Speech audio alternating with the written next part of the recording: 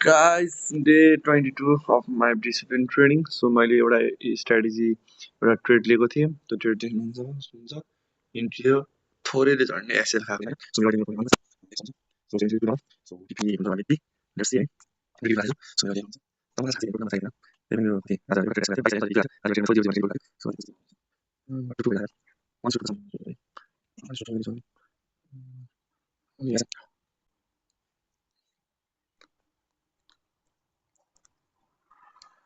Pause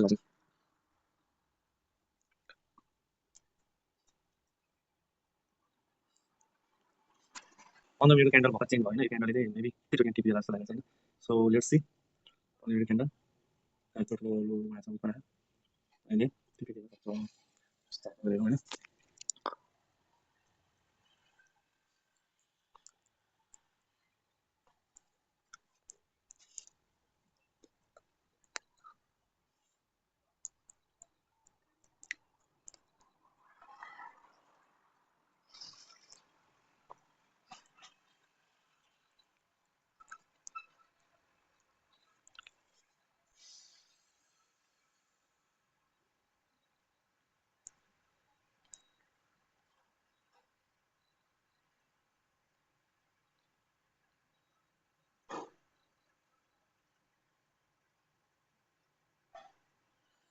so मैले profit book गर्दै so दो ग्रेडी नभऊ आजलाई मेरो डन छ किनभने मेरो यो 38 भनेपछि 90 100 120 भनेपछि अब मेरो राम्रै भएको आज. सो मैले त्यो क्लोज गर्थे किनभने देख्न सक्नुहुन्छ हैन यो जोन छ हाम्रो. तर जोन त झर्न त झर्छ हैन किनकि यो लेभलसम्म त मार्केट आउनै पर्छ. यो लेभलसम्म आउनै पर्छ हैन. झर्न त झर्छ इजिली झर्छ. सो म चाहिँ ट्रेड रिस्क लिन सक्दिनँ किनभने मेरो ओभरअल डे क्यान्डलमा हेर्ने भने यो मार्केट बुलिसै छ हैन. 4 आवरको क्यान्डलमा हेर्ने भने लगभग 4 आवरको क्यान्डलले पनि योसम्म लोसम्म त आउँछ भन्ने टार्गेट त गर्छ हैन. तर पनि मेरो फेरि तपाईको ब्रेक इभेनसम्म त आएर फेरि झर्न पनि सक्छ के. सो किन रिस्क लिने हैन भन्ने लाग्यो. झर्न त झर्छ सेलिङ छ यो केही छैन. 1:3 भइहाल्यो मेरो.